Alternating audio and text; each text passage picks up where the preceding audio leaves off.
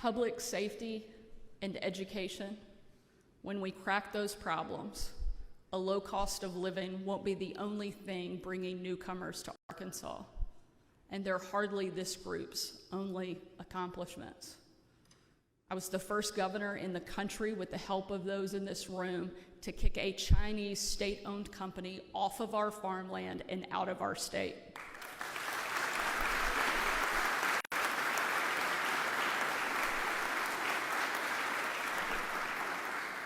Together, we launched a comprehensive workforce strategy to get Arkansans back in the job market.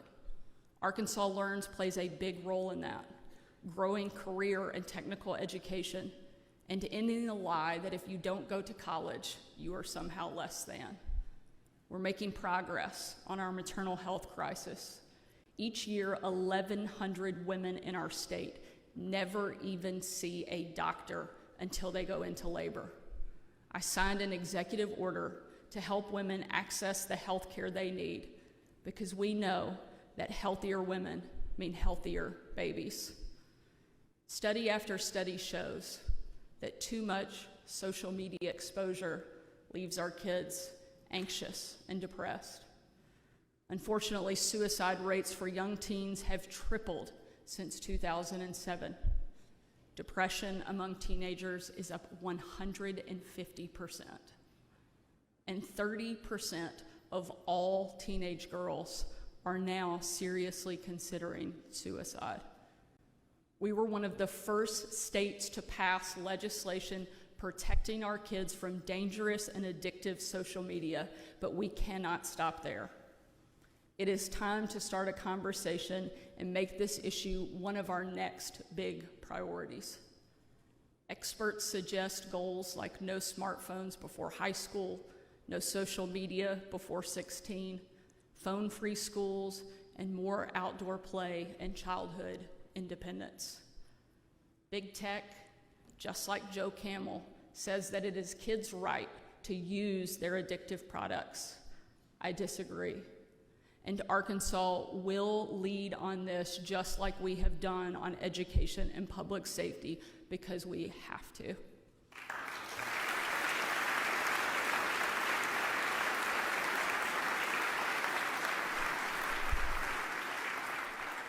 And I fully expect that big tech will take us to court, but we will fight them, because our children's future depends on it. We banned indoctrination in our schools.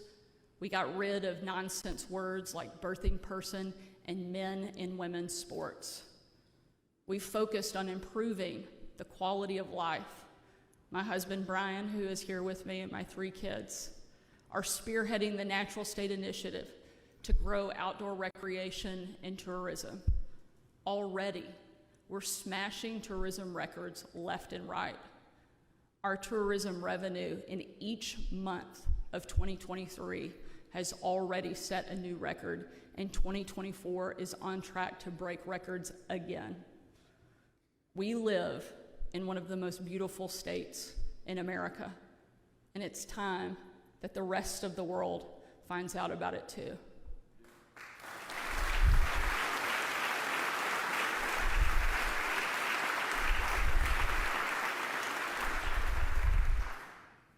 Amid all this progress, we have had challenges too. We're just over a year past the March 31st tornadoes that I mentioned earlier. And with us today is Pastor Eddie Miller from Jacksonville. I met Pastor Miller the day after his church was destroyed in the storm.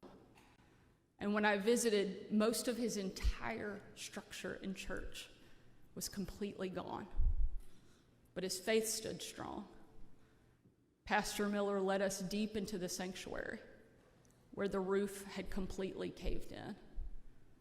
Miraculously, there was one wall still standing. And on that wall hung not 1, not 2, but 3 wooden crosses.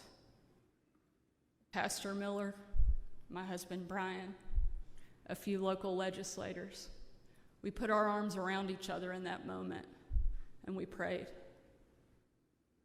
We prayed for strength. We prayed for resilience. We prayed that this community, though bent, would not break. A year later, by the grace of God and with the sweat of his congregation, Pastor Miller's church walls are back up. Pastor Miller, if you could be recognized.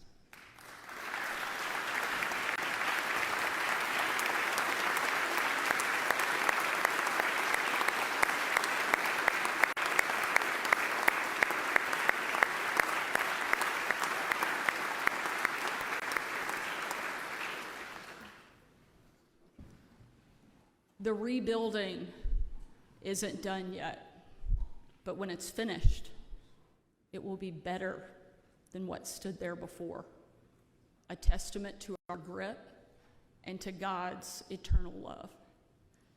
The greatest privilege of this job is being with the people of Arkansas, who no matter what, will never be broken. We are humble. We are gracious, we work hard, and we take care of one another.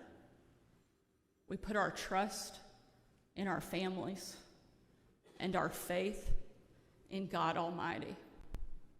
May we never, ever forget who we are and who we serve, and let us never be afraid to charge boldly ahead. May God bless you, and may God bless the great state of Arkansas. Thank you so much. Let's get to work.